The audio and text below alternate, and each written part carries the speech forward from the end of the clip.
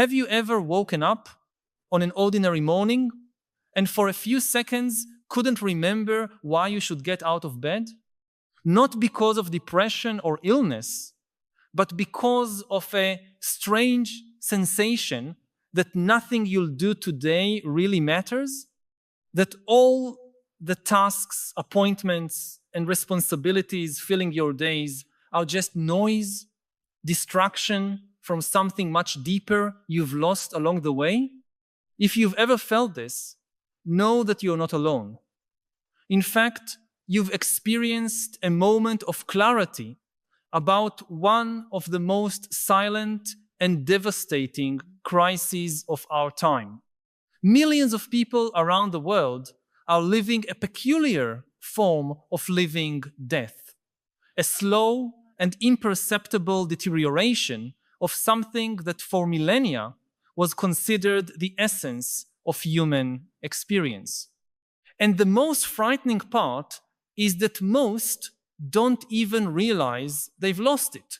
I'm talking about our capacity to experience the sacred, not in the traditional religious sense, though that's also part of the problem, but in the more fundamental sense of being able to perceive depth, mystery, and transcendent meaning in everyday existence. Throughout all of human history, our ancestors lived immersed in a world full of meaning. Every birth was a miracle, every death a mysterious passage, every season a manifestation of greater forces than themselves. The world wasn't just a collection of objects and mechanical processes, but a living tapestry of symbols, stories, and invisible connections that gave meaning even to the simplest moments of life. Imagine a medieval peasant waking before dawn. He doesn't check his smartphone for notifications or worry about productivity metrics. Instead, he hears the distant church bells calling for morning prayer, and for a few moments feels he's part of something infinitely greater than himself. His daily tasks, however humble, are embedded in a cosmic narrative that connects his individual life to the destiny of his community, his soul, and the entire universe. When he plants seeds, he is not just executing an economic function, he is participating in the eternal cycle of death and rebirth that governs all existence.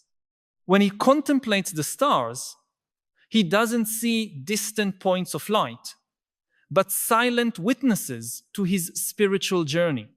This ability to perceive the sacred wasn't the privilege of just mystics or the particularly religious. It was the standard human condition. Anthropologists who have studied traditional societies discovered that regardless of their specific beliefs, all human cultures developed sophisticated ways of cultivating transcendent experiences, rites of passage that transformed biological events into spiritual milestones, ceremonies that connected the community to the cosmos, contemplative practices that allowed individuals to experience states of consciousness where the boundary between self and universe temporarily dissolved. These weren't primitive or ignorant societies. They were civilizations that understood something fundamental about the human psyche that we, in our supposed sophistication, have completely forgotten. They knew that human beings cannot thrive on bread, entertainment, and material security alone. We need a visceral connection to the mystery of existence. We need to feel that our individual life is part of a story much larger and more beautiful than we can fully comprehend. And then came modernity, bringing with it one of the most radical transformations in human history. In the name of reason, science, and progress, we began systematically dismantling all the structures that allowed humans to experience the sacred. It wasn't a deliberately malicious process. It was presented as liberation. Liberation from superstition, obscurantism, oppressive religious authority. And indeed, it brought immeasurable benefits. Modern medicine saved billions of lives. Technology connected the world. The scientific method gave us extraordinary understanding of the nature of reality, but there was a price that no one adequately calculated. In discarding what we considered illusions of the past, we ended up throwing away our innate capacity to perceive transcendent meaning. The world ceased to be a living temple and became a giant machine. Human beings ceased to be children of the cosmos and became evolutionary accidents in a cold and indifferent universe. Life ceased to be a sacred journey and became a series of random events between two voids, birth and death. The result was what philosophers call the disenchantment of the world. Max Weber, one of the most insightful thinkers of the 20th century, described this process as the gradual elimination of everything mysterious, magical, and meaningful from human experience. The modern world, he said, is like a giant clockwork mechanism, perfectly predictable and completely empty of intrinsic purpose. We live today with the consequences of this transformation in ways we can barely recognize. The epidemic of anxiety and depression that plagues especially the most developed countries isn't just an individual mental health problem, it's the symptom of an entire civilization that has lost contact with the deep sources of meaning that sustained humanity for millennia. When researchers study suicide rates, they discover something paradoxical and disturbing. The richest, safest, and most technologically advanced societies in the world have some of the highest rates of existential despair. Why does this happen? Because we've created a materially abundant but spiritually sterile world. A world where all physical needs can be satisfied, but where the human soul withers from starvation.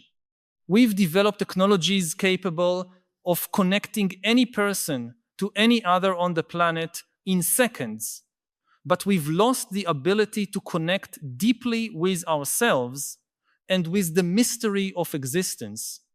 Look at your own typical day, and you'll see the signs of this silent spiritual death. How many moments can you identify where you experienced something we could call sacred? Moments of genuine wonder, of deep connection with something greater than yourself, of perceiving the transcendent beauty that permeates reality. For most people, such moments are extremely rare if they occur at all. Instead, we spend our days navigating between infinite distractions, consuming superficial entertainment, pursuing goals that deep down we know won't bring us the fulfillment we seek. Digital technology has dramatically intensified this process.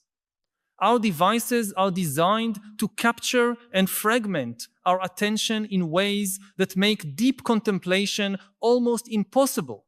Social media has addicted us to constant doses of external validation, destroying our capacity to find satisfaction in contemplative solitude. Algorithms feed us an endless stream of content optimized to keep us engaged, but never truly nourished.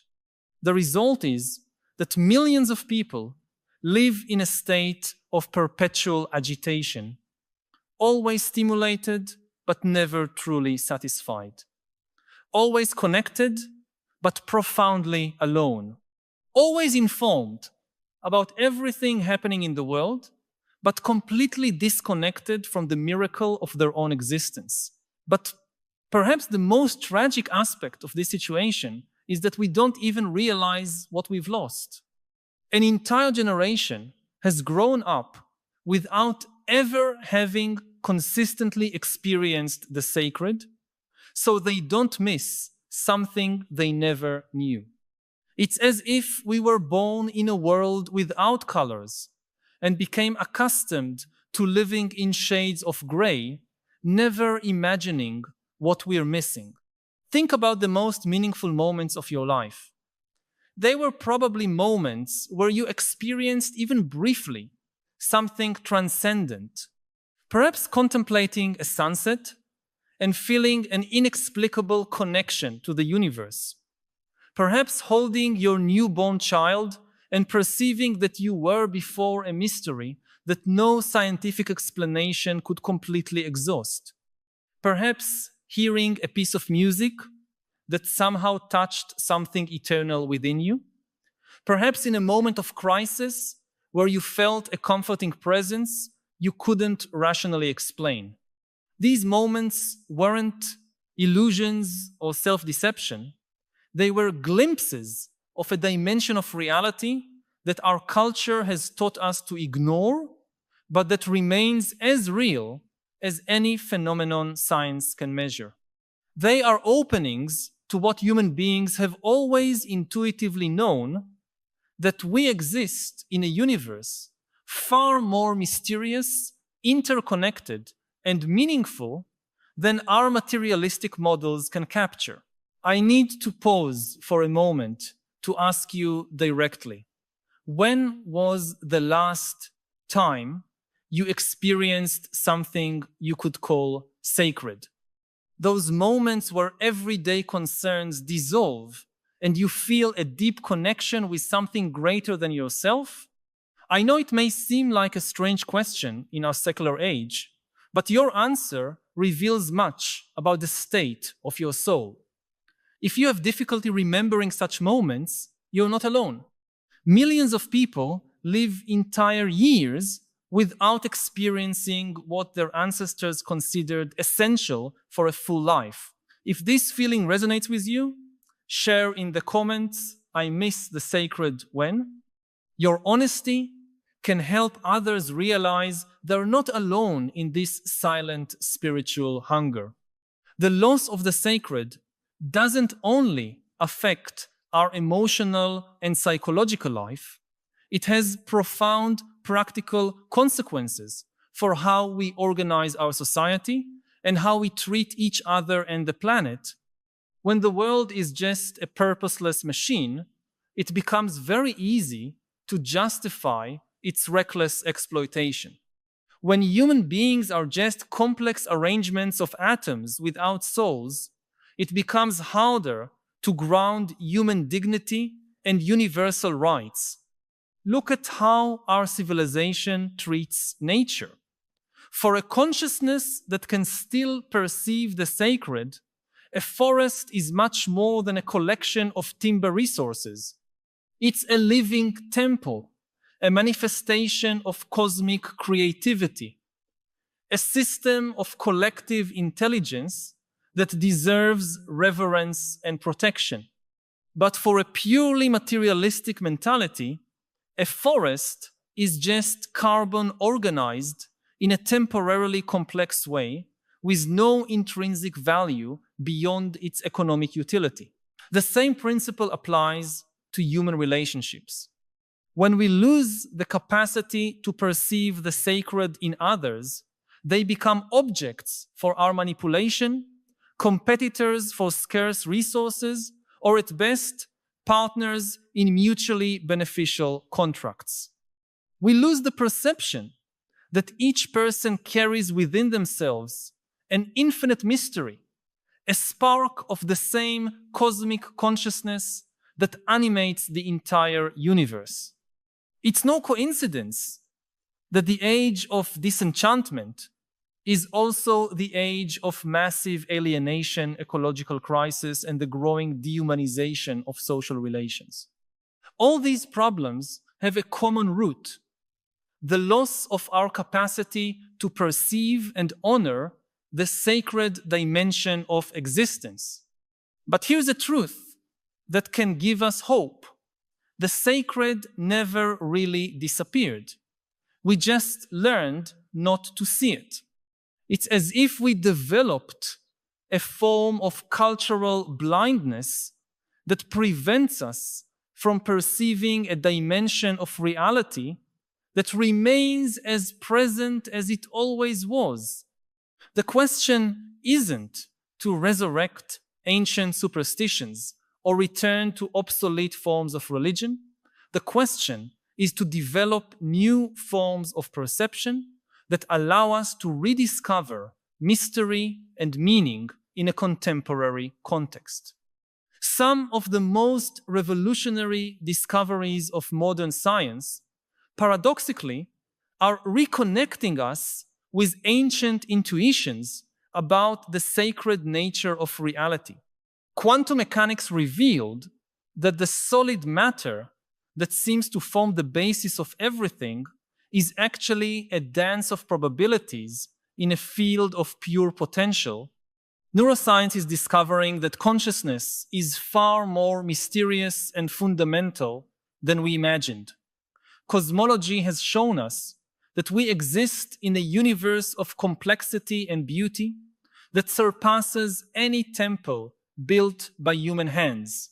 Ecologists are discovering that ecosystems are systems of collective intelligence where each organism participates in a symphony of communication and cooperation that makes our most sophisticated social networks seem primitive. Psychologists are documenting states of consciousness where people experience deep connections with the totality of existence, states that are consistently described as the most meaningful experiences of their lives.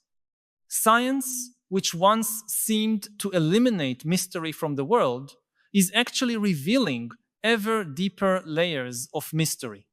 The universe it presents to us is infinitely more extraordinary than any traditional religious cosmology. A cosmos where galaxies dance in majestic spirals, where life emerges from inorganic matter in a process we still don't fully understand, where consciousness arises from the brain in ways that challenge our simplistic materialist understanding. The problem isn't that we live in a disenchanted world. The problem is that we've lost the eyes to see the enchantment that constantly surrounds us.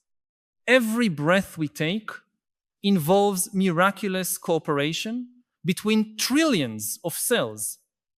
Every heartbeat pumps through our bodies a fluid more precious than any gold. Every moment of consciousness is a phenomenon more extraordinary than any miracle described in ancient sacred texts. The tragedy of the modern condition is that we've learned to take for granted miracles that should leave us in permanent states of wonder. We've developed a selective blindness that allows us to use technologies our ancestors would consider magical without ever pausing to contemplate the mystery of their existence. We carry in our pockets devices capable of instantly connecting us with anyone on the planet, but we've lost the capacity to deeply connect with ourselves. Rediscovering the sacred doesn't require abandoning reason or returning to superstitious beliefs. It requires only developing what we might call contemplative attention, the ability to pause in the midst of modern life's frenetic pace and truly see, hear, and feel the extraordinary richness of existence that constantly surrounds us, when you truly stop to observe a flower, not just identify it or photograph it for social media, but really contemplate the intricate perfection of its form, the subtlety of its colors, the mystery of how it emerged from dark earth to open to the light, you're experiencing the sacred. When you look into a child's eyes and see not just a small human being, but a walking mystery, a unique consciousness that has never existed before and will never exist again, you're perceiving the sacred. When you sit in silence and allow yourself to feel the miracle of your own consciousness, the extraordinary fact that the universe has developed the capacity to know itself through you, when you truly contemplate the mystery that you are the cosmos experiencing itself subjectively, you're entering the territory of the sacred. This isn't an escape from reality. It's a return to deeper reality. It's the recognition that we live immersed in a mystery so vast and beautiful that our conceptual minds can barely scratch its surface. It's the perception that every moment of existence is simultaneously completely ordinary and absolutely miraculous. The contemplative traditions of all cultures have developed sophisticated techniques for cultivating this expanded perception. Meditation, contemplative prayer, mindfulness practices, sacred rituals, all are technologies of consciousness designed to help us see through the veils of familiarity and rediscover the wonder that is our birthright as conscious beings. But you don't need to become a mystic or join a specific religious tradition to begin cultivating this sensitivity. You can start by simply setting aside a few minutes each day for silent contemplation, to observe your breath and feel gratitude for the miracle of being alive, to look at the night sky and allow the vastness of the cosmos to touch something deep within you, to walk in nature with full attention, perceiving the intricate beauty of the living systems that surround you. What you'll discover is that the sacred isn't something that needs to be added to your life. It's already present in every moment. We just learned not to see it.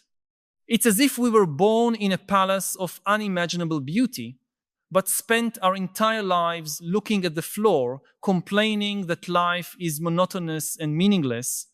The spiritual crisis of our age isn't fundamentally a problem to be solved by external changes, though such changes may be important.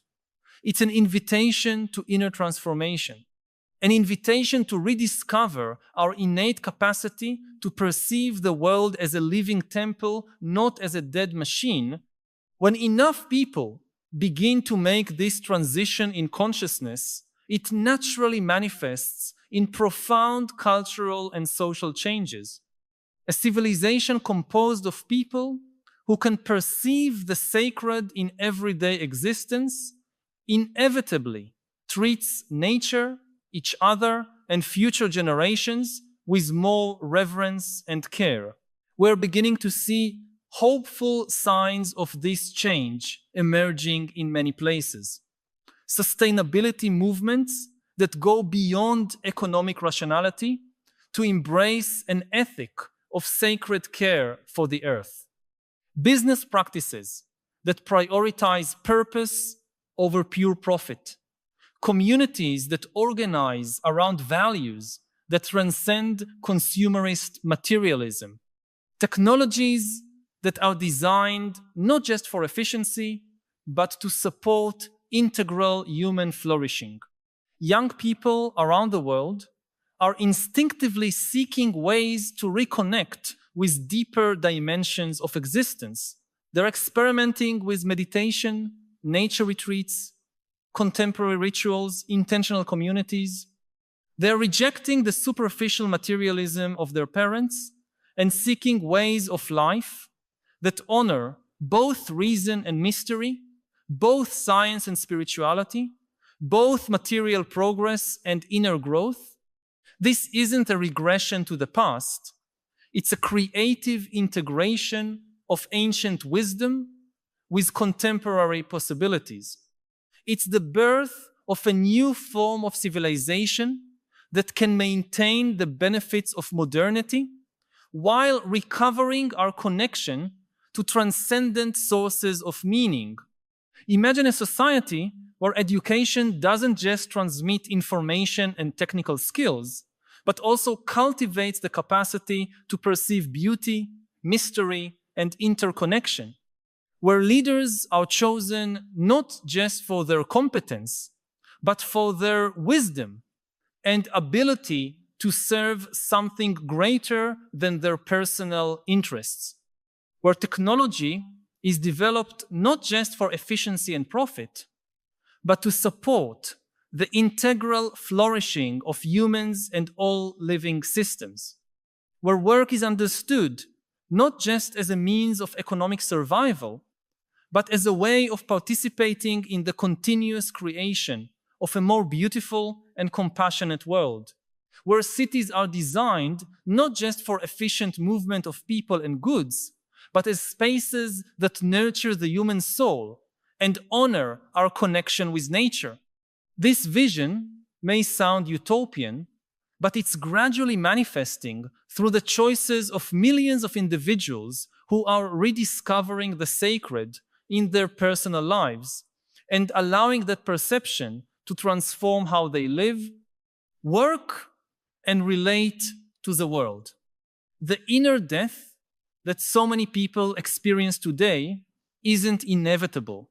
It's the result of a particular way of organizing consciousness and society that has lost contact with essential dimensions of human experience.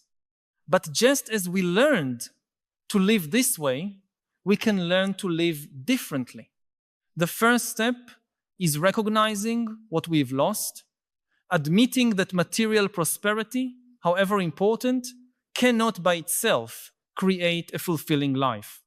Recognizing that we need beauty, mystery, transcendent connection, a sense of purpose that goes beyond our immediate personal interests.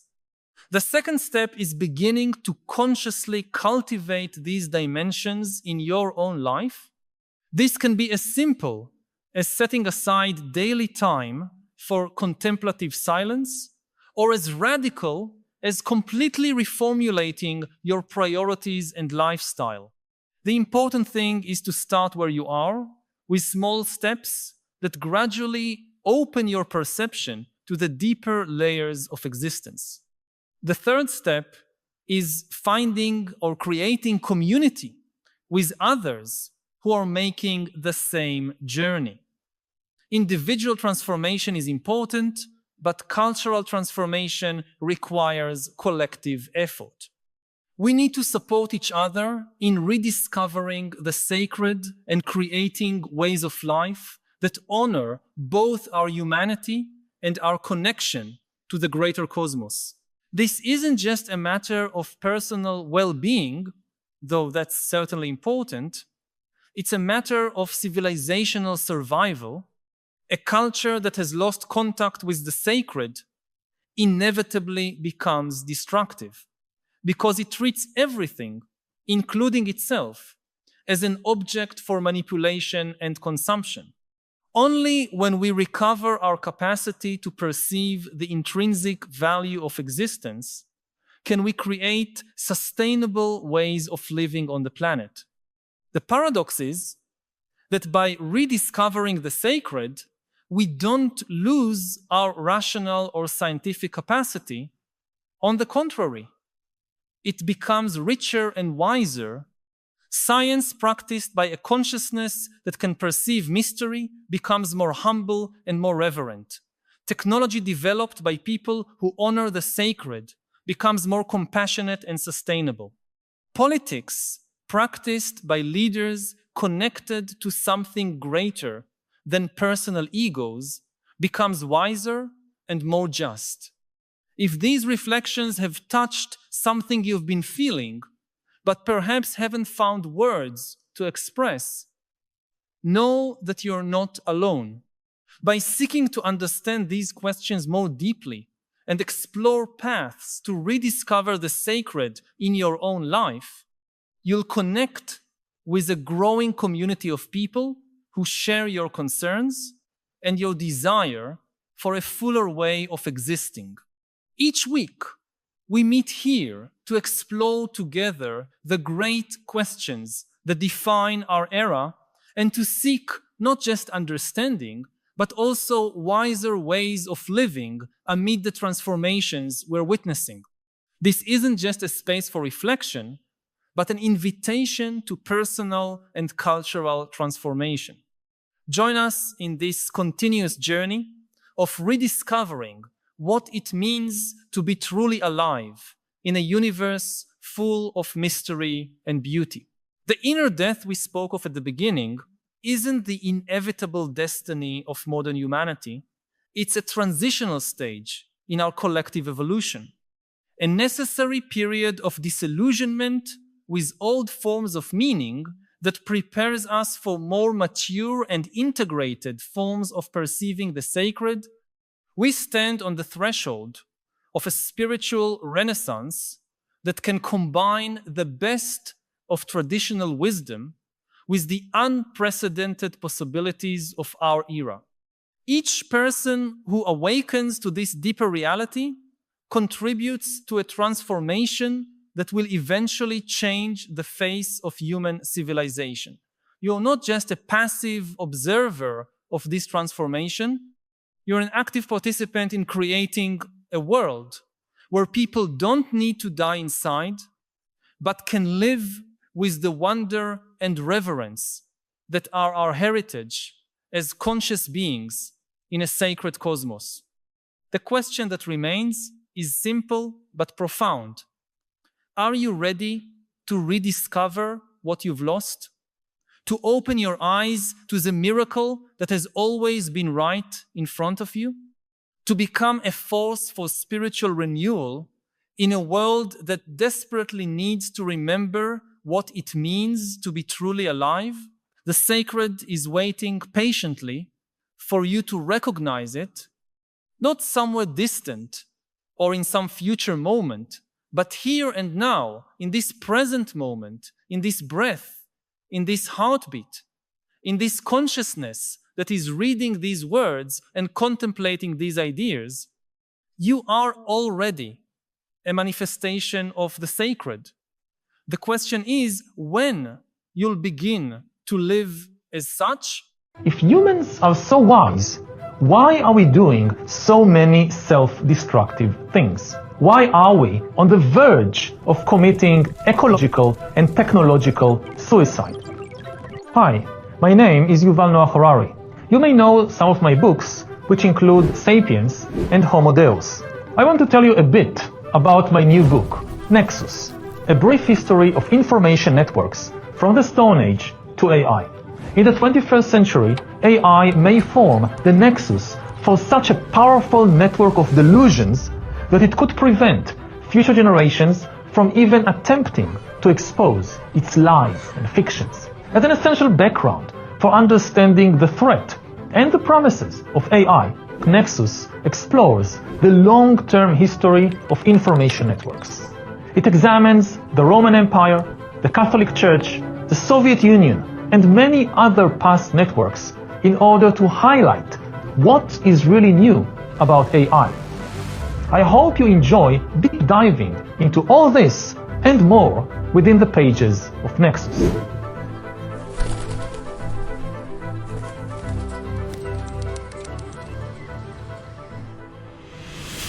in the Cold War, people talk about the Iron Curtain that was actually made of iron. Fences and fortifications made of iron and steel separating different countries. Now there'll be a silicon curtain that the information, the code on your smartphone or computer will determine to which side of the silicon curtain you belong. And if this happens, then all chance of human cooperation on anything, climate change, AI, is doomed because humans will not be able to understand and to communicate with each other. And we need to keep the world relatively open. Yuval, your new book, Nexus, is about information. We normally think that information is something that informs us so we can make better decisions. But you stress in your book that information is above all used to create stories. And we humans are storytelling animals. So stories represent what you call intersubjective realities. Stories can be very powerful. They can make us hate and kill for no good reason. How is this possible in the age of reason and science? So, reason and science give us mastery over the world, but not over ourselves. And in almost all cases in history, the people who know how to manage things get their orders from the people who know how to manage people. And the way you manage people is usually with stories. Maybe I give a concrete example so we understand what we talk about. If you take one of the biggest and most dangerous scientific enterprises of the 20th century, the Manhattan Project, the creation of the first atomic bomb. What do you need in order to create an atomic bomb? You need a critical mass of uranium or plutonium. You need enough uranium atoms bunched together. But you also need a critical mass of humans bunched together. If you're just one person, you're Einstein or you're Heisenberg or you're Oppenheimer, and you're the best physicist in the world. And you know that E equals mc squared, and you know everything about nuclear physics, but it's just you, a single person, you will never be able to produce a nuclear device. To produce a nuclear bomb, you need hundreds of thousands of people to cooperate. There are more than 100,000 people working directly on the Manhattan Project, not just the physicists and mathematicians, also the technicians and the engineers and the construction laborers and the people who made food for them and cleaned the toilets. And you need hundreds of thousands of people more to grow food for them and to mine the uranium. The uranium that was used for the bomb, part of it came from Congo. So you need people in Congo to mine the uranium. How do you get hundreds of thousands of people to cooperate on such a project? If you just tell them E equals mc squared, it won't work. Even though it's true, it doesn't motivate people to do anything. So you need good storytellers. And this is the situation also today. I look at my region of the world, the Middle East. So the Israeli experts on nuclear energy and other weapons production, they know science, but they get their orders many times from experts in Jewish mythology. And on the other side of the border, again, you have engineers and scientists who get their orders from experts in other mythologies. So even in the age of reason and science, at least so far, ultimate power is in the hands of the myth makers and the storytellers. The big change that is happening right now and that we will discuss in the coming minutes is that there is a new myth maker in town which isn't human. For the first time in history, there is something on the planet that can tell stories and even invent new stories and is not a human being, and that is AI. Yeah, thank you. Yes, we come to that. Let me stay with the stories in general, because we have a media specialist, and a media scholar, Kaori. Media, of course, they play a central role in the circulation of information. How do you see their role in the storytelling business? Yes, thank you very much, Franz. My name is Kaori Hayashi. I'm a media and journalism scholar at University of Tokyo and also executive vice president at this university. And I'm so honored. Thank you very much for being here and talk with you, Yuval, and and in front of such a large audience. Thank you so much. It's an honor. And speaking about the media, I think media at the moment is very much challenged. Right now, because of this digitization change, that media are, so everybody can be, for example, journalists, and everybody can be, the networks are decentralized, and the media create stories, but from every corner of the society, people create their own stories. And journalism, I think, has been, so I understood, has been a self-correcting tool in democracy. As this is I think the key word of your book is a self-correcting mechanism. And journalism has been served as a self-correcting tool, and the media also creates public discourse and shape understanding of the people, especially in the democracy. But we all have to understand that media is not neutral. Any media, every media works as framing as well as agenda setting. So we have to always think that bias is inevitable, even if professional journalism we praise is so good, and we have to think about that. And corporate media has been scrutinized so much because of this digitization, and in Japan too, media are often seen as favoring powerful interests and over marginalized voices. So yeah, I think, so choosing what to report and how to report is never neutral. As when I was in New York, I saw the graffiti saying neutrality favors the oppressor. So I think that's kind of the narratives that recently prevailing in the world of journalism. So I think balancing storytelling with factual accuracy is very, very difficult, even in the world of journalism.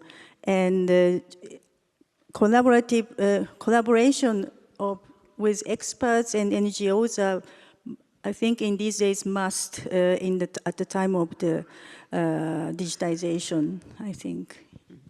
Thank you. Coming back to you, Yuval, and to the digital transformation, how does the digital transformation change the storytelling game?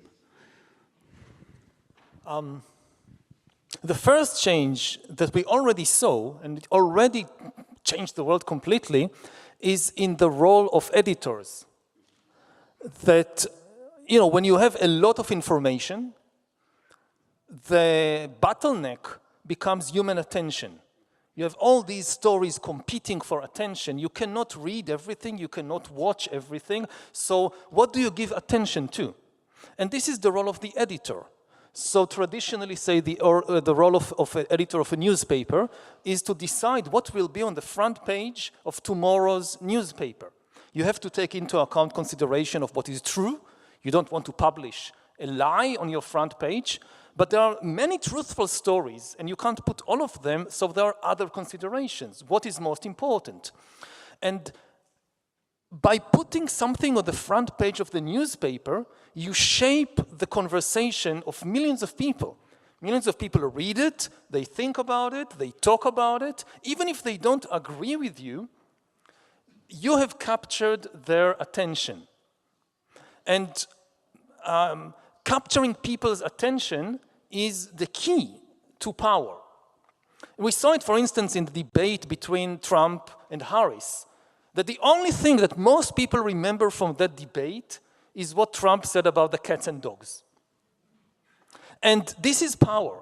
It doesn't matter if you agree or disagree, if it's a lie or a truth. The ability to he's a PR genius. In other areas, he may not be such a genius. But in PR, definitely, he knows how to capture people's attention. And you look at the power of editors that decide what will be on the front page. In the 20th century, for instance, Lenin, before he was Soviet dictator, his one job that he had was editor of a newspaper, Iskra. Mussolini started as a journalist, then he became editor of a newspaper, I think the Il Popolo d'Italia, then he became dictator. So this was like the level of promotion, journalist, editor, dictator. Now, who are the most important editors today in the world? What are their names? They don't have names, like Mussolini or Lenin, because they are not human beings. The editors of the most important media, social media, who edits Twitter? Who edits the Facebook newsfeed? Who edits TikTok? Not human beings. Algorithms, AIs, already took over this very powerful position of deciding what will capture the attention of millions of people.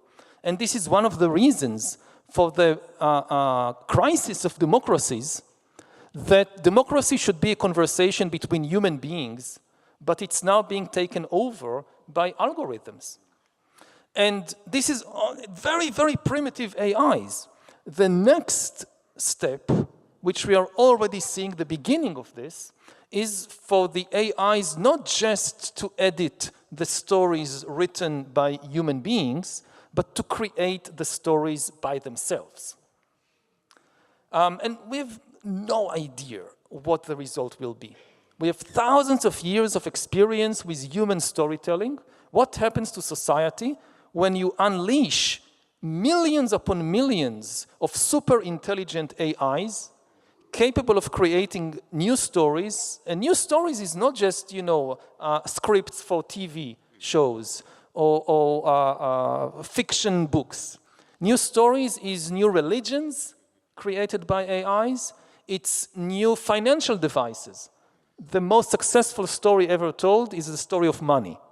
Money is also a story, and it's the only story everybody believes. The most successful story ever created.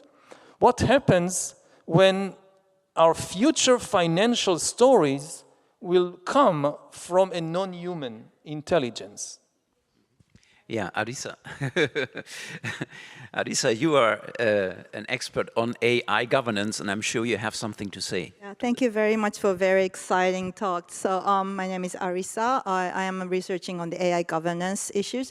So I am really interested in what you say and how you treat AI. So you're using AI as a subject in a way. So AI kind of controls, or AI may, have some kind of disruptive effect. But I would like to raise the question whether we can consider or, treat AI as, like a humanization of AI. So my opinion, this is my opinion, but I would like to, when I talk, I kind of tend to say that it's the human being who actually behind the artificial intelligence, for now, at least.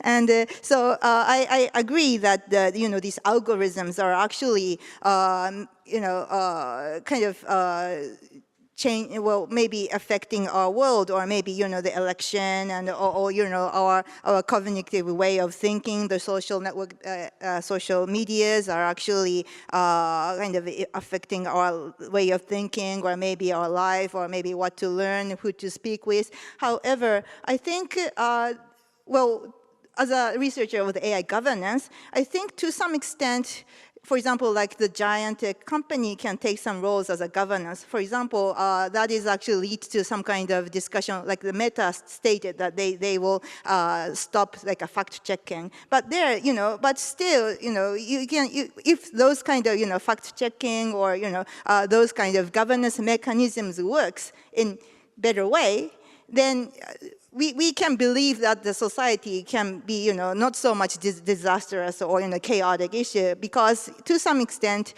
we can control, or at least we can say there's a human behind with the goodwill, or who wanted to take the responsibility of what their product or the services are spreading all over the world. So I was just wondering, so when you say when you humanize the AI, I also understand there is a discussion about like the agentic AI. So it's not like so what we see as an AI today is that like a ChatGPT or the Gemini, and we human beings actually create the tasks, and then we kind of do the prompt, and then let the task to do, and maybe some of the LLMs can go for the next action without our intervention. But for the agentic AI, this is the still vague concept, but it's more like AI automatically goes through the actions without intervention of the human being. So, or more like the AGI issue, the artificial more advanced, like a super AI.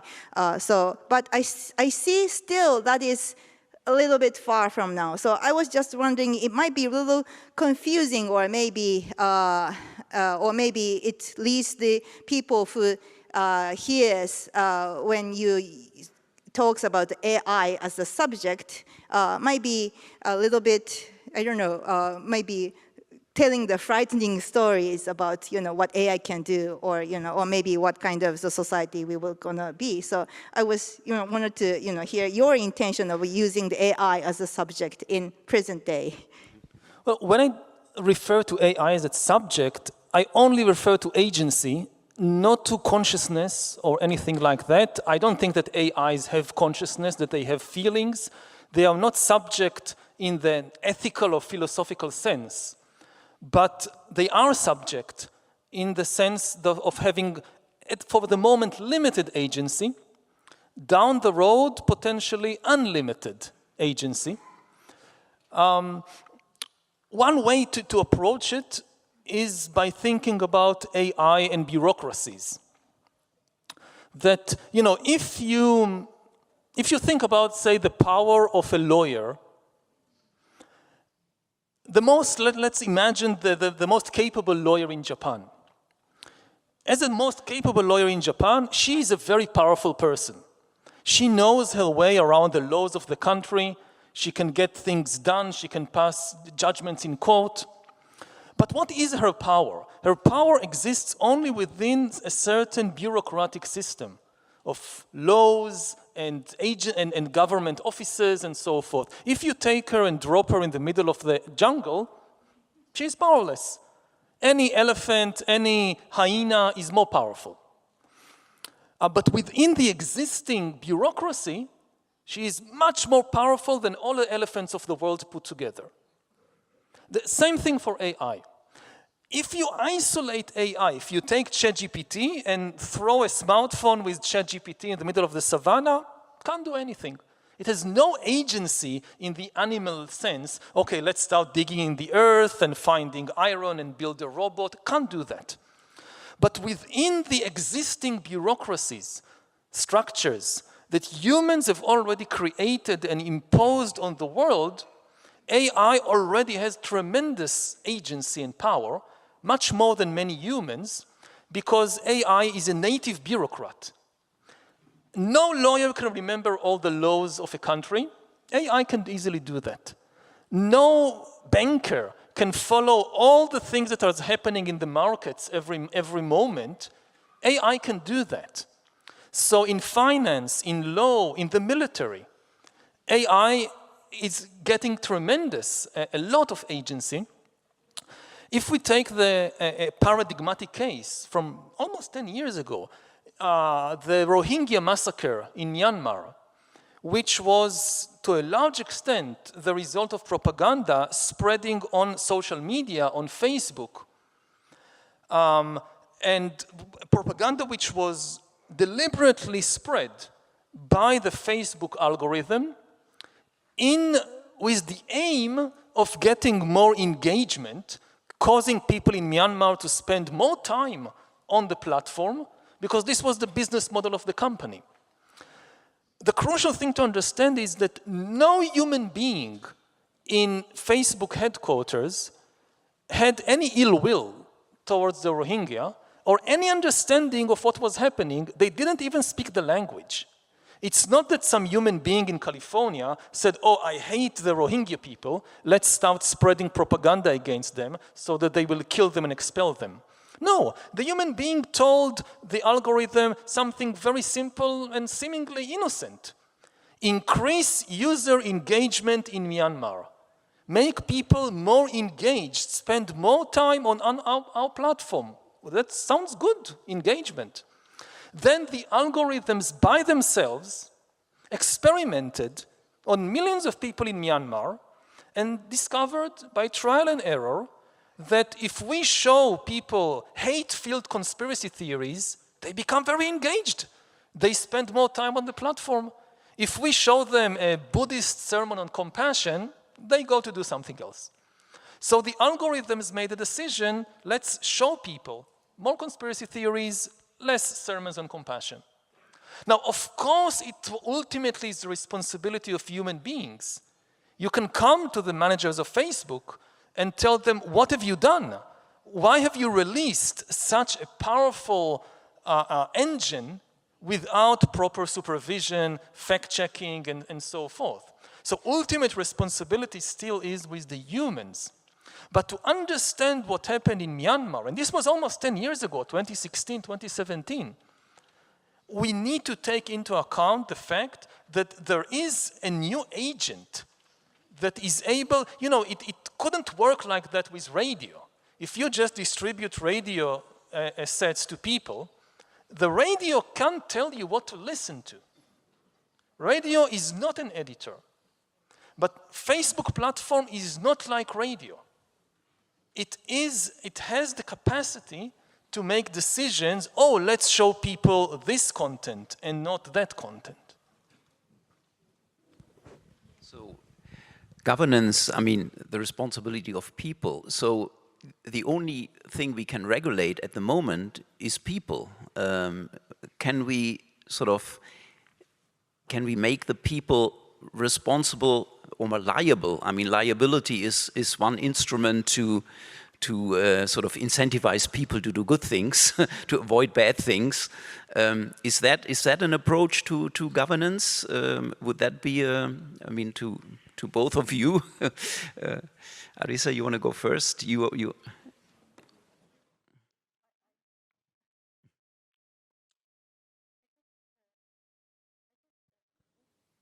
I just wanted to ask about the state of the dominance of algorithm. Does that come from, I read your book and you mentioned about the so to say, the autocracy of algorithms.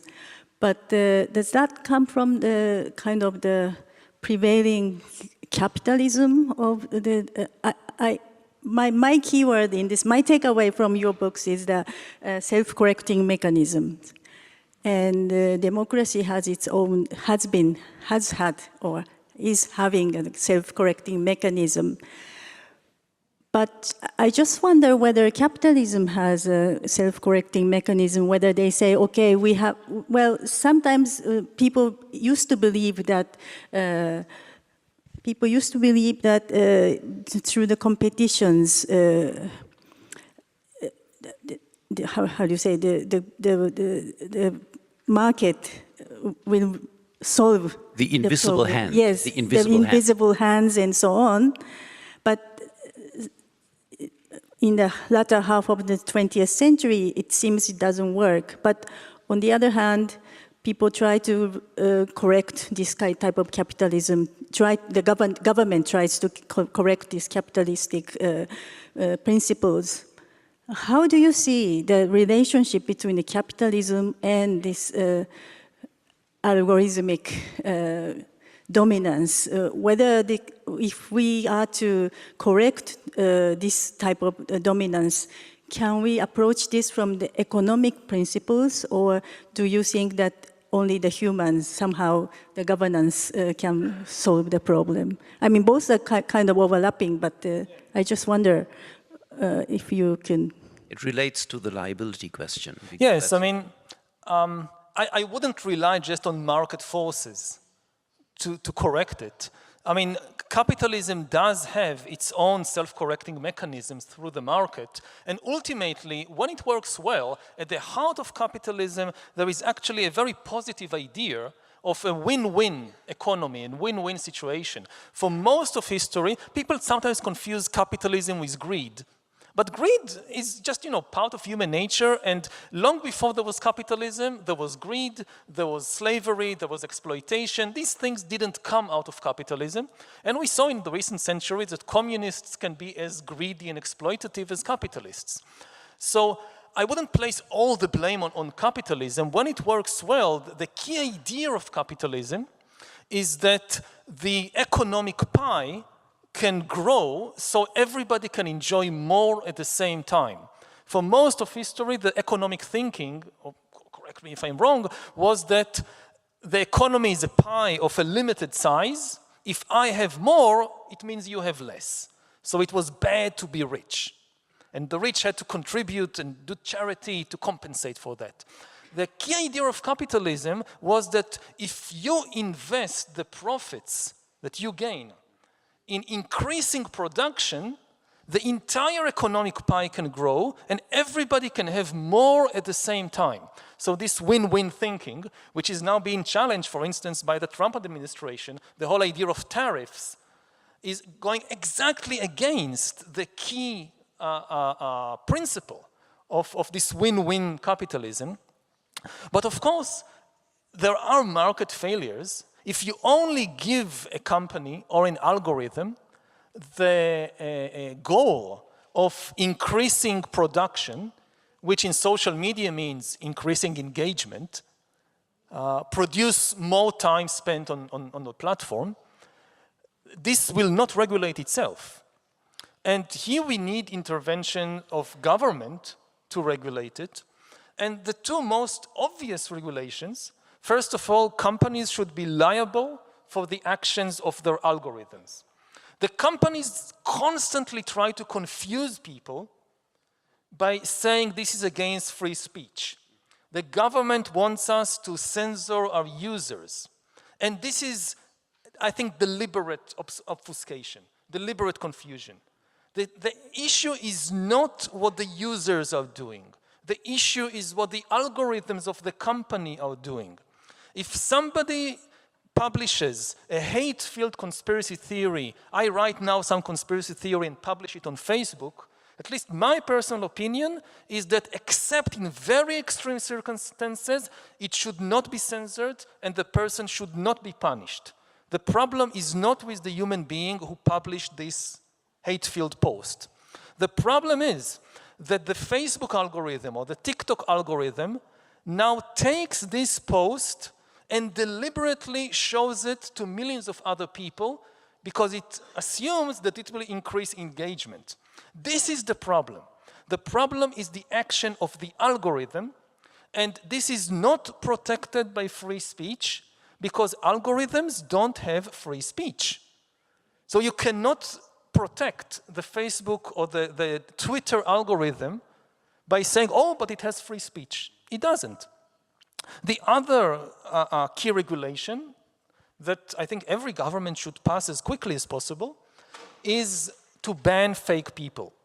The same way that ages ago they banned fake money. If you counterfeit money, you go to jail. You should have as much protection for humans as for money. So you can't counterfeit humans. What does it mean to counterfeit humans? It means for an AI or a bot to pretend to be a human being. Previously, there was no way to do that. Now the technology is there. And if we want to keep democracies, a conversation between human beings, and not being taken over by bots, so again, very simple and clear law that it is forbidden for AIs to pretend to be human beings, and if companies allow it or do it, they should be punished. AIs are welcome to talk with us in various situations, provided they disclose that they are AIs. Thank you. I think because we're talking today also about education and science, let's move on maybe to the question of education.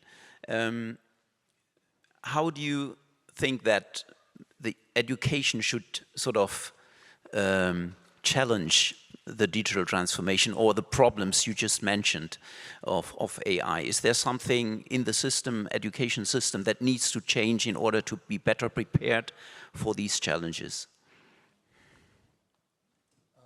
Somebody wants to? We'll come to the Vice President of Todai later. I think one key principle is to understand that for the first time in history, we don't know how the world would look like in even 10 years. So our responsibility as educators, it's heavier, more difficult than any time before. Of course, you can never predict political events. You could never predict an epidemic or an earthquake. But a lot of other things you could predict. For most of history, the basic economic structure didn't change very quickly. The skills that people needed didn't change very quickly. So if we go back, say, 500 years or 1,000 years to Japan in the feudal era, people know what skills to teach the young generation. They need to know how to read and write. They need to know how to ride a horse. They need to know how to plant rice. They need to know how to bake. When we look to the future, we have no idea what skills will be needed. Even in 10 or 20 years, people say, okay, let's teach the young generation how to code. This is the age of AI, of computers. Everybody needs to code. Maybe in 10 years, AI does all the coding. You don't need human coders. So it's very difficult to know. And therefore, the most important thing that education should give young people is a flexible mind and the ability to keep changing and learning throughout their lives, because this is the one thing we are certain about, is that the pace of change will not slow down. It is likely to just accelerate. So the big question is, how do you how do you educate a mind to be so flexible that it can keep learning and changing, not just at age 20, but also 30 and 40 and 60 and 70, to stay in line with the huge changes in the world. The other thing is that so much of education is based on language and on the intellect, especially intellect in the form of language skills. And language, I also include mathematical language. It's not just words. And this was always, you know, kind of the human superpower, our command of language. And all our big institutions were based on language, whether it's banks or whether it's temples and religions, they are based on language. And now we have something on the planet that mastered language better than us. And we still haven't come to terms with it.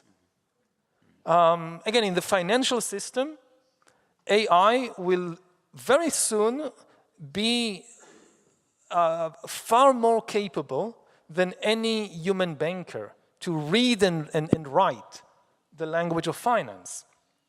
The same thing when I look at religions. So if I take Judaism as an example, Judaism is a religion that sanctifies texts, not humans. At the heart of the religion, there is a text which is supposed to be infallible, a superhuman intelligence. Now, the problem of Judaism for the last 2,000 years with the text is that the text was silent. People had many questions. How to interpret this difficult passage? How to relate this passage in the Bible to this real-life situation? and the text remained silent. So you needed experts in texts, the rabbis, who got their authority from the text and were kind of the mouth of the text. And over 2,000 years, they composed more and more and more texts about the text. Now, for the first time, you have something that can understand, you have a text that can talk back to you. No Jewish rabbi is able to read and remember all the texts of Judaism. There are too many texts. AI can. So in a competition, who understands Judaism better? A human rabbi or an AI? And AI is bound to win. What does a religion of the text do when suddenly it encounters a text that can talk back? If you have a question, you don't need the rabbi. You can just ask the text, and it talks to you. The same problem is in Christianity, in Islam, in Hinduism, in many religions. So this all relates to the question of education. In a world where we are no longer the masters of language, what is the most important thing in education? Just keep teaching language. It's a losing strategy. So we need to connect and to explore to the other aspects of the human being, which are not words, which are not language. If people ask, so what is still unique to humans that AI doesn't have, and we refer to it in the beginning, it's consciousness, it's feelings, it's the body. So, and I think as in the age of AI, an education that leaves out the body and that leaves out feelings and consciousness is a very problem. This could have been good enough, at least economically, say in the 20th century or the 19th century. But in the 21st century, we have to connect in education, in university, much more to the level of feeling and body, because this is still what we have and what the AIs don't. That's very interesting. Arisa, you want to respond directly? I also want to hear what Kaori thinks. I just wanted to, go first before the vice president, actually goes for the, what's the Todai, the University of Tokyo is actually working on. I don't know. So I just, I agree with, what you said about, it's, we can, what on the education, what we wanted to, what we can do for the next generation is to look into the other than text. But on the other hand, I myself is already still a bit tired to, catch up, So you said about, we need some kind of, flexible mind and to, to keep changing, but not everybody can, catch up to, or maybe, if you wanted to accept this, diverse viewpoints, it might be, worthwhile to talk about, maybe it's, not everybody can, catch up to all the technology, and it may be, it may be becoming very tiring world, or maybe, very rapidly changing, very excited. But in your word, you say exciting is not, always the good term. So that is, the point. I think it's, we also think about when we, educate, student or the other, maybe, or, reskilling people. We need to think about each of the person's, speed or the paces, their mind. And so maybe it's becoming more important to talk, or to think about, one person's ability or, the skills much more than, we used to have, we educate, one teachers and the 60, 100 or the 1,000 students at the point. So that, so that's the thing I thought from your talk. And the other point is that I think the role of the education is to let the student or the people to kind of to nurture or to let make them the curiosity towards toward the world or maybe the society, and also it's to tell them it's good to continue thinking in a way, because in the world today, if you ask question to the ChatGPT or the LLM, some kind of answer will come back, even though it's, a good answer or a bad answer or, the false information, to some extent, something comes back. So maybe it might have a risk that people stop thinking about that kind of issues. But I think, the world today's most of the issues are, unsolved. And we need to, continue talking about this, societal issue, political issue, environmental issues, or maybe in the universe, related issue. So even though we can get answer very easily, but maybe it might be good to,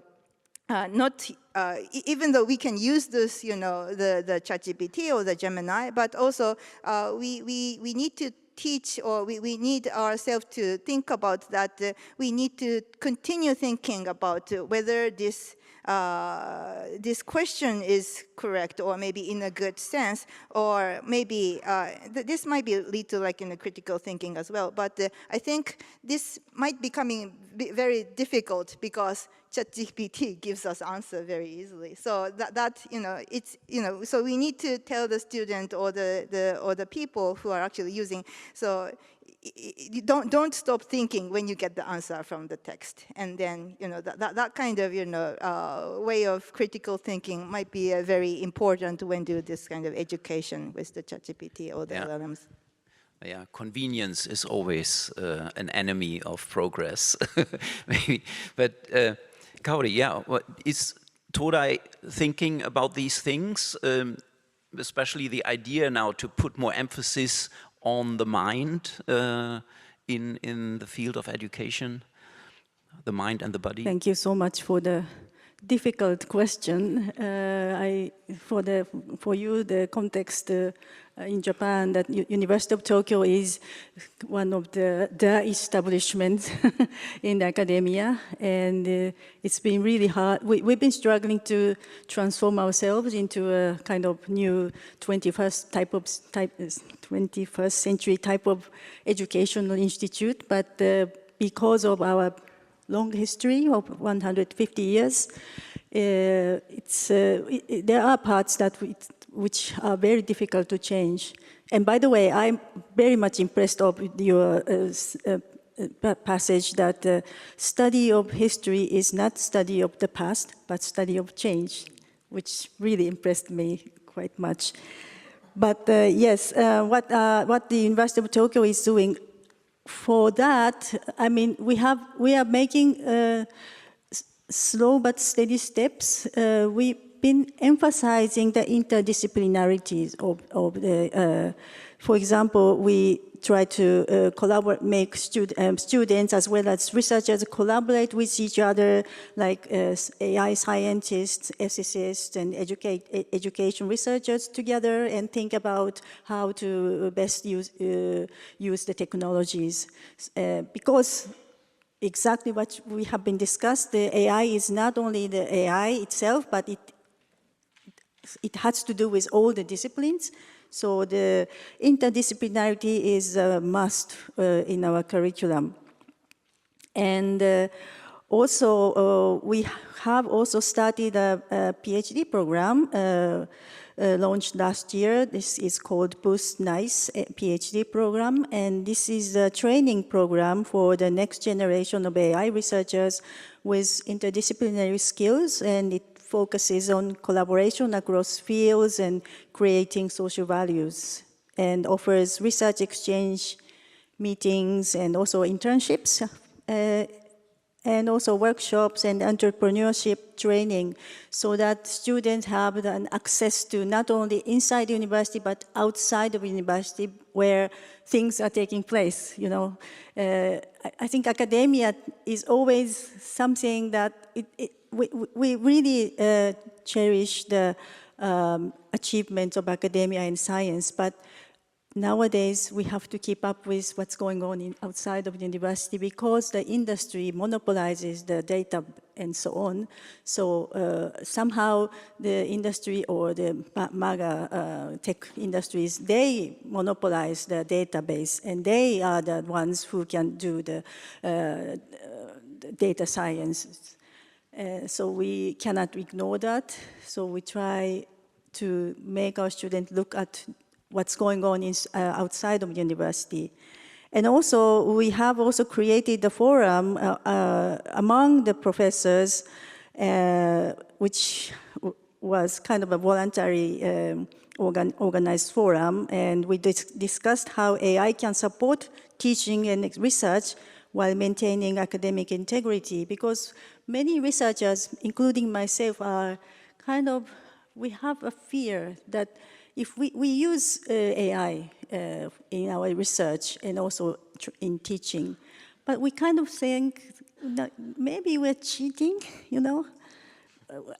We don't know the thin line between where the cheating starts if we use the AI. So we want to really discuss how others are using AI and try to confirm that this cases are okay, but these cases are not okay, and so on. Because it's so new, and we have this type of forum. And also, as a personal initiative, I founded a research project called BAI Global Forum, which you are also the member of it, and which focuses on the AI's relationship with gender, minorities, and social impact. And this is kind of the project that I founded, and also my colleagues, and also Alisa is also one of them, and they are leading the relationship between social issues and AI inside university. The name BAI Global Forum means that behind AI, beyond AI, and before AI. So we try to study the history and the current, so to say, the fundamentals of what AI can, what AIs are in this world. So. Yeah, so I think we try to be flexible in these ways. We try to set up forums and try to set the study group and also bring students together to make the interdisciplinary studies and so on. But it's on the way. So, and I think more or less in the world, universities are struggling, I think, because we have better teachers called AI in a way, and we don't know how we can keep our authorities.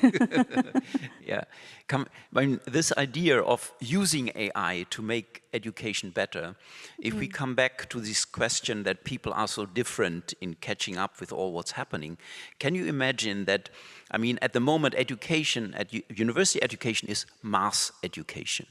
But maybe with the AI, it could be more personalized to people, to fit, sort of. But then there is the danger, I mean, through this personalization that you basically put people in categories, I don't know. But have you thought about this way of personalizing education through AI? Yeah, one of the huge positive potentials of AI is the ability to create much more personalized services in all kinds of fields. In medicine, in education. So in education, yes, instead of having like 40 kids in a class with very different abilities, interests, types of mind, and one teacher that somehow has to kind of strike a balance between these 40 kids.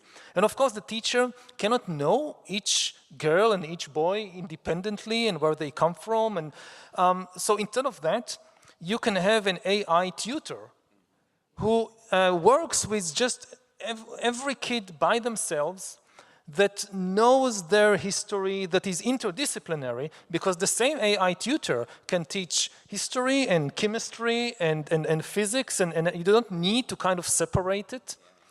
And it can tailor the way it teaches specifically to the level of the pupil, to the way the pupil thinks. Some people have more of a visual mind, so the AI would use more of a visual teaching.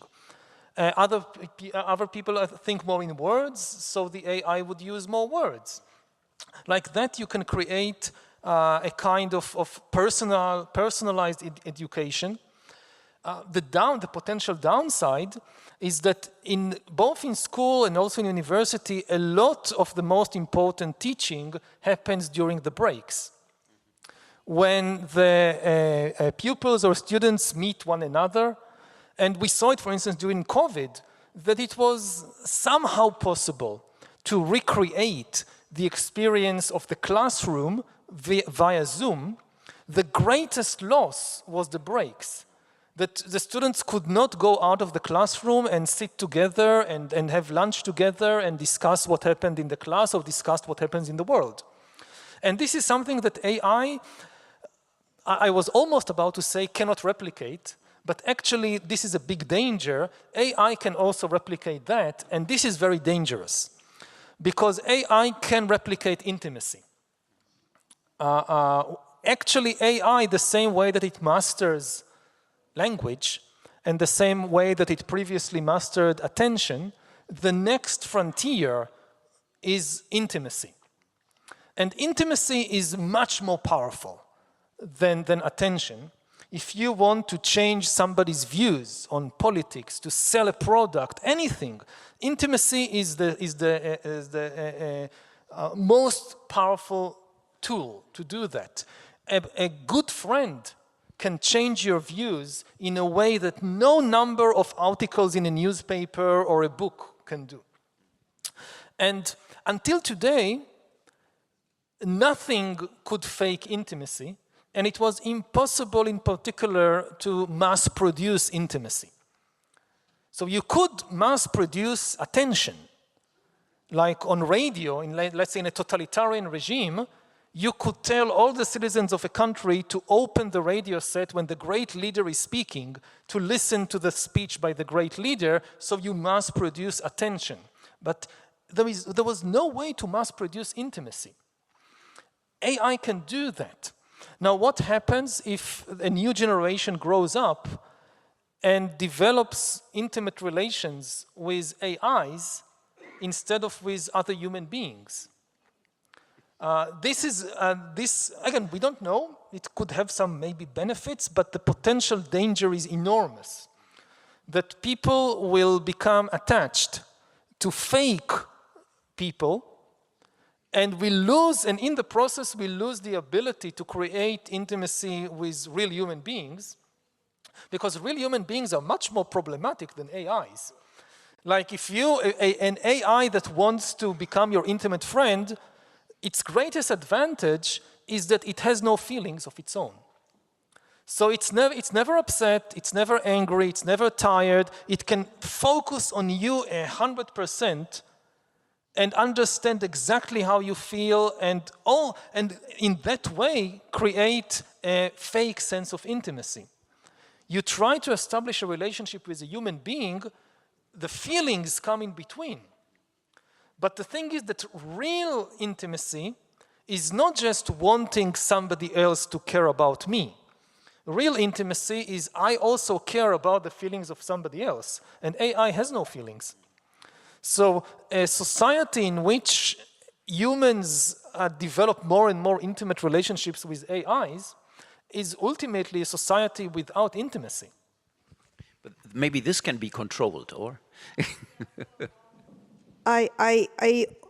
Actually, I wanted to, ask this, when, and, not in this line, but when I read your new book. So I also think, I am a social scientist, so I kind of share your concern about the intimacy or maybe the dependency towards this AI robot. But I also have the colleagues who works in the robots and maybe, more familiar with the sci-fi or the manga, and, there's a story about, human beings very intimate with the robots, or, friend with the robot. And many of the, not many, but some of the, robot scientists in maybe Japan or maybe Asia actually say that they wanted to make, the Atom Boy, Doraemon, and, all those, the friendly AI, or the friend AI or family AI.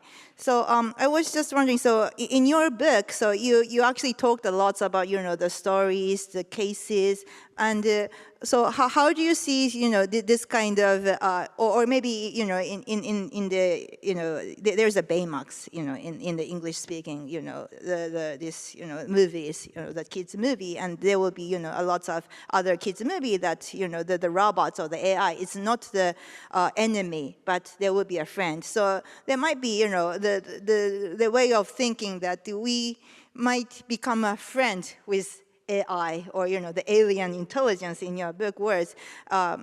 So I am still, in the middle of, in the friend AI, robot AI, or maybe the enemy AI, or maybe to become more cautious about, this kind of new, relationships. But so when you are, citing lots and lots of, stories or or maybe other, how to say, like the Bibles or, the cases, how do you, or did you some kind of think of, maybe not avoiding, but not, mentioning about, you mentioned a little about like a science fiction, but not so much about, the manga or, other, those, or the novels about, human-machine interaction or human-machine relationship. So I was just curious, how do you see this kind of visions of humans, machines are living together, or in many, some of the Japanese people say like a co-evolve in the society. So there might be one visions, with the machines and the human live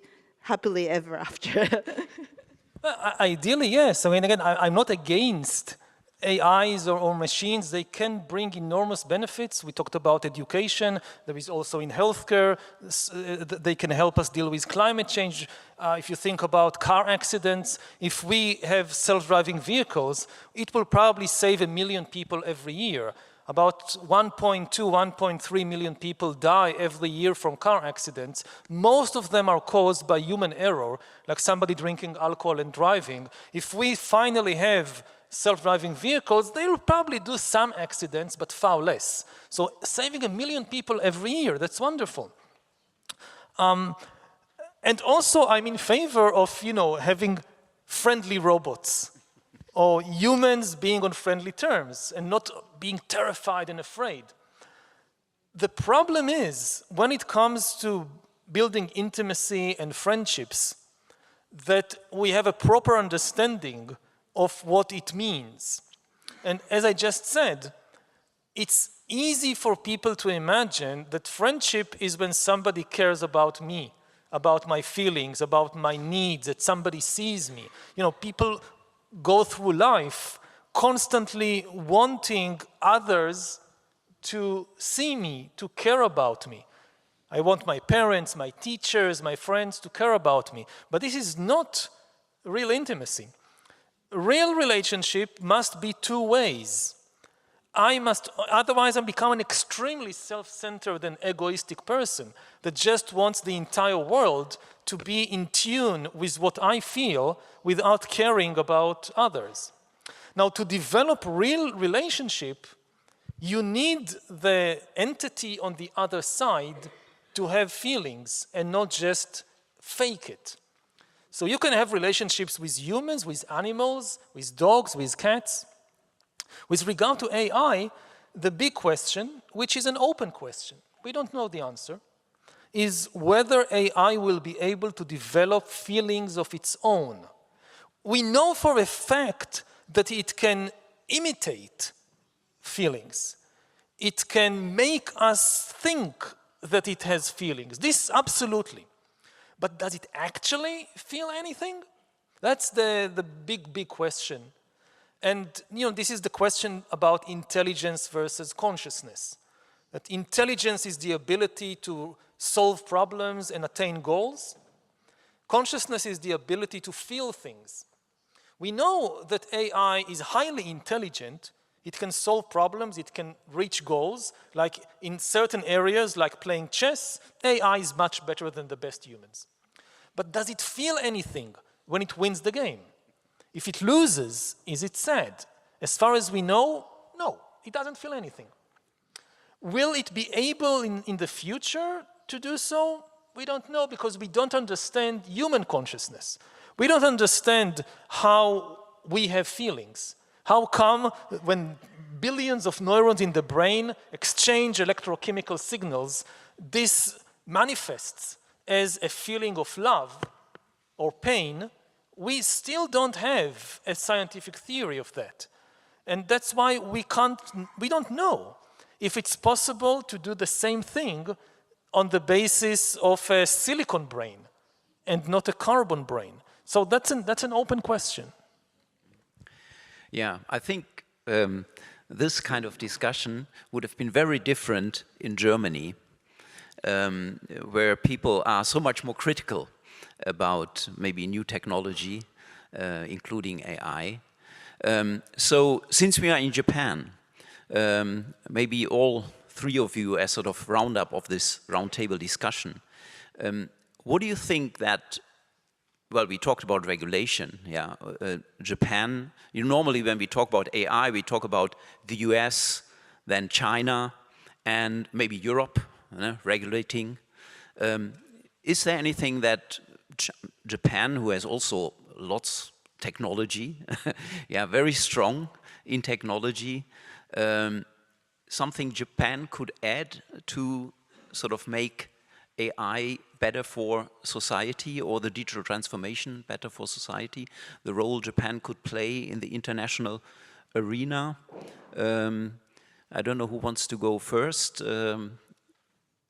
Arisa, you've been always involved in this, so maybe you start and then we get response. Thank you. So I think I can talk two things about the AI regulation and the Japan's role. So one is that one, for the international collaboration or the thing, I think the Japanese government and also the other industry government organization is actually working a lot to promote this G7 AI Hiroshima process, and so it's more, it's not the hard law regulatory framework, but it's more like asking the big tech company to self-regulate, so to create when they create this highly advanced AI technology. And I think Japan could make this role because we are not, very, having this, very highly advanced technology like like the U.S. has. But we are also, not like the China, the Europe, but we have a good, to some extent, the distance from, all those countries. So we can, the Japanese people or the Japanese government are kind of to play the role of becoming kind of the mediator or the interpreter. So I think because the society or the world of this AI race is accelerating, many people are more insisting, to investment of the artificial intelligence. We need to have more power, or we need to look into the national, their own, the AI development. But I think, when consider, when, for example, like United States say, like, we need to collaborate, or, the Europe say we need to have some collaboration. Maybe they might have, or maybe even China says it might have the conflict. But I think Japan is in a very good position for ask for the collaboration, and I think that lets, this kind of promoting the Hiroshima AI process. So I think the Japanese role is to have a good collaboration. So we share the same values like the democracy, the rule of law, and the human rights with the United States or the Europe. But we also share the Asian culture with this, the China and other Southeast Asian countries. So we can talk both same stories, or we share the same values, so that we can bridge those kind of this kind of chaotic situation of the AI race. And that is, I think, what we, the Japanese, can play as the coordinator of this AI regulatory framework. And the other point is that for the innovation, as you know, I think that the innovation and the regulation can be the two wheels. So we are not only talking about the regulation, but we are also talking about the innovation and the promotion or the governance of the AI. Otherwise, you know, if we only see the regulation as, you know, stopping the development of the technology, no one would, you know, follow us. So we also has to think about what kind of technology or what kind of society we would like to live, and then we can talk about, you know, what kind of things should be regulated or what can be things should be innovated. So those are the two wheels. And for the innovation part, I think the strength of the Japanese is the physical world, like a robotics. So currently, AI is more like, you know, mentioned about like algorithms. So it's more like, you know, the cyber world.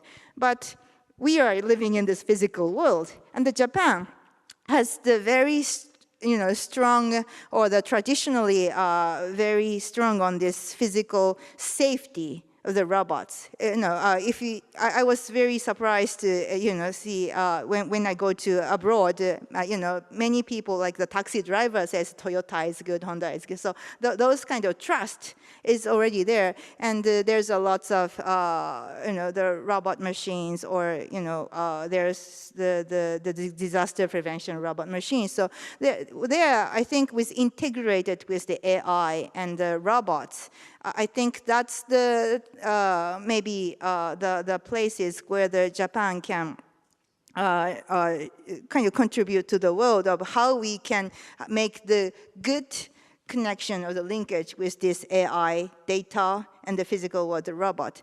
And the other thing that Japan can contribute to the world is that how we can use this this data of like from the creators. You know, there's a lots of, you know, manga or the animation, and we also need to think about this property rights. But there's also plenty of rich data of this good content, and you know, the Cool Japan strategy also have, you know, the strengths on that. So I think we also have this Japanese government have, you know, free the way of, you know, empowering the creator to use those data sets for the learning, but also we also think about how to protect the creators. They are, you know, we can't make another, you know, imagination or the curiosity, you know, if we are, you know, just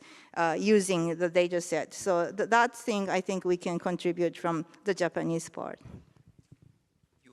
Yuval, you want to respond? There was a lot Japan can offer. Yeah, I'm not an expert on Japanese industry or society, and of course the basic things are common to all the countries in the world. I mean, what is part of the AI revolution is its global nature, that no country can just isolate itself from the implications of AI. And therefore, there are strong incentives for all countries to cooperate on making sure that AI doesn't get out of human control. What could perhaps be a more unique contribution of Japan goes back to the culture and traditions of Japan, that if I think about what are the big philosophical questions raised by the AI revolution, they revolve around the interplay between non-human intelligence and human consciousness. We've been exploring a little bit of this tension in some of the discussion, but on the one hand we have non-human intelligence, and we are already living in a world which is populated by millions upon millions of non-human agents that are intelligent agents making decisions in influencing our lives. And what is the relation between that and human consciousness, which is still the biggest riddle in the universe, that we still don't understand what consciousness is. And I think that within the traditions of Japan, on the one hand, the Shintoist tradition, which has a lot to say about non-human intelligences, in contrast, say, to Western religions that tend to focus on a single big God, So in Japan, you have traditions of centuries of seeing the world as populated by a very large number of non-human intelligences. And what kind of relationship develops between human beings and these powerful non-human intelligences that surround them? This is a key question of our present era. And secondly, the big question of human consciousness. So again, we have the Buddhist traditions that have invested centuries in exploring exactly that. What is mind? And I think part of the beauty of this is a very difficult moment in human history, but in a way it's also a very beautiful moment, because many questions that for thousands of years have been abstract philosophical questions that most people just ignored. What do we care about that? They become practical questions. And we don't have another 1,000 years to answer questions about what is consciousness, what is free will, what should be our relationship to a non-human intelligence. We need answers in 5 years, in 10 years. So, in a way, this is the best time in history to be a philosopher or to be a spiritual seeker, because suddenly it's not just something that interests you, but it has no relevance to the rest of the world. These are the most practical questions in the world. Yeah, that's interesting to see maybe differences between Western and Asian philosophy in approaching these questions. Yeah. So, Kauri, you want to have a final word on this? And then I would like to pick some questions from our audience. Yeah. Thank you very much. So what Japan can contribute to the AI age? Apart from Arisa said about very institutional and also geopolitical comments, I think, well, this is my very hopeful answer maybe, but Japan is now a very aging society. 1/3 of the population is more older than 65 years old, and I will be one of them in a few years. And I think it's about, you said that algorithm and care, and algorithm cannot really care for others, and just like you said about Rohingya, and like, you talk about robot looking after people and so on, maybe, yes, but it's not actually a caring. Care for me is really some human activities, and also with feelings, with consciousness, and the genuine sense of empathy, and also empathy for others, and sincerity, kindness, and more than that, the trust in others.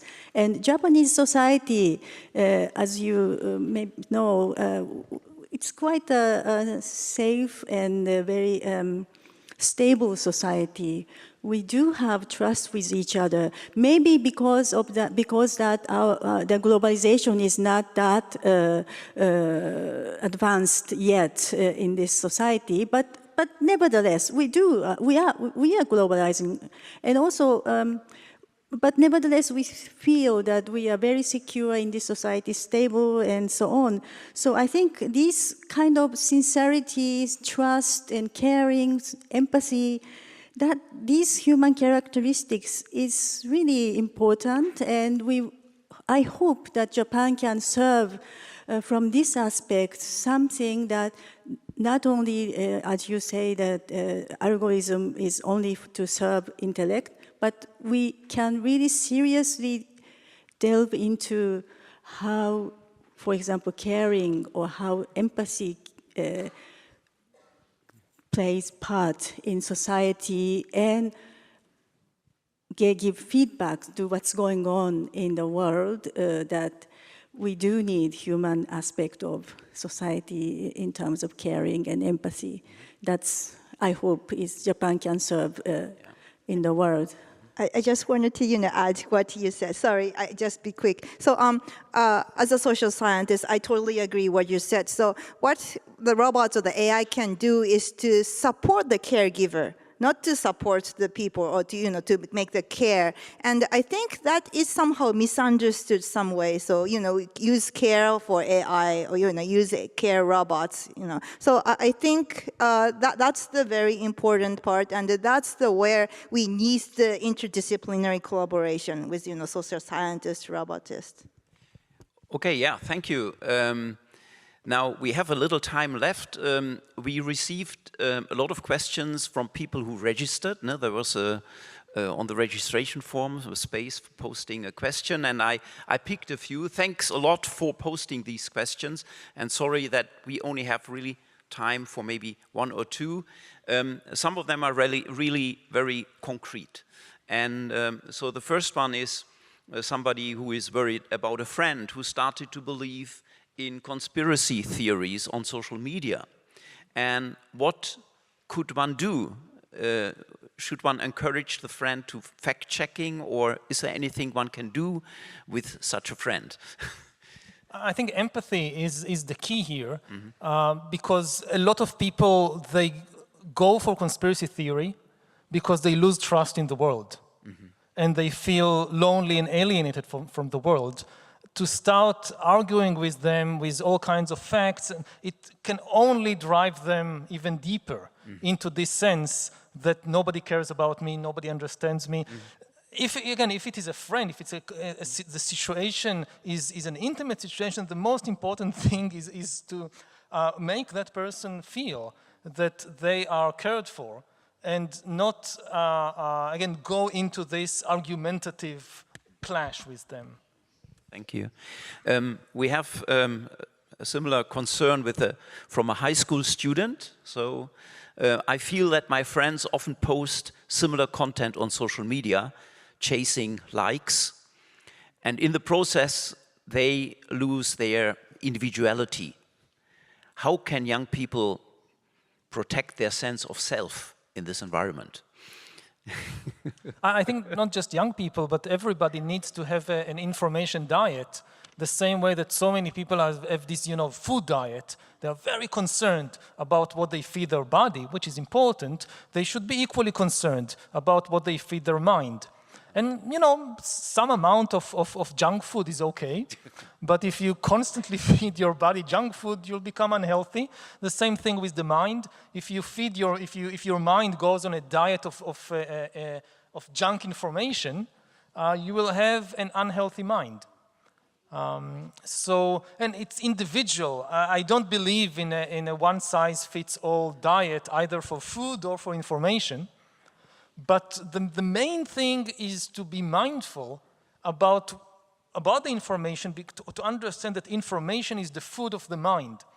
If you feed your mind a diet of, say, greed and hate, what kind of mind you will have? So we are back to the question of education as well, yeah, and of course of caring for each other. There's another question that goes in a completely different direction. Is what do you think of the idea of entrusting the national budget planning or foreign policy decisions to AI? A very dangerous idea, certainly at this stage. We can't trust, foreign policy and budget a lot about ethical decisions. And AI has no ethical sense. More than that, they're extremely unpredictable. We have no experience with AI. We've just created AIs. So they are extremely intelligent. They keep learning and changing by themselves, and therefore it's very difficult to predict in what direction they will go. With humans, yes, we know that humans have all kinds of problems, but at least we know the problems. We have thousands of years of experience with the problems of the human mind. So when we entrust foreign policy or budget to human beings, things can go wrong, but at least we can predict to some extent in what way things will go wrong. When you entrust it to AIs, you have no idea what kind of really alien problems might emerge out of it. And this is a general problem we see today in more and more fields, that people lose trust in humans and hope that the solution will come from giving power to AIs. And this is extremely dangerous. Like you see it in the financial sector, that the whole cryptocurrency movement, or much of it, is about not trusting human institutions like banks, which were traditionally produced the traditional currencies like dollars and yens and so forth, and instead putting faith in post-human currencies. You know, Bitcoin, Ethereum, all the cryptocurrencies, they are actually post-human currencies because you don't trust a human institution, you trust an algorithm.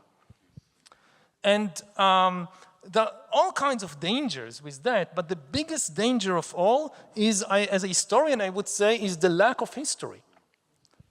Like, we simply have no experience with that. It's a bit like, you know, aliens coming from outer space, and people say, you know, these aliens, they are highly intelligent, they can solve cancer, they can solve climate change. Would we entrust the future of humanity to these aliens? Obviously not. We would realize, oh, this is a very huge gamble. We don't know anything about them. AI is in a way like these aliens. Of course, people would say, but we design the AIs. We don't design the aliens coming from outer space. We design the AIs. We'll design them in a way that will be safe. But this is a misunderstanding of what AI means. If you design something and you can predict everything it will do, by definition, it's not AI. The very definition of AI is this is something that can learn and change by itself, and therefore change in very unpredictable ways. Thank you so much. So I think we could go on for hours. There are lots of more questions. Thank you so much for all these inspiring insights. And I think you deserve a big applause. So please.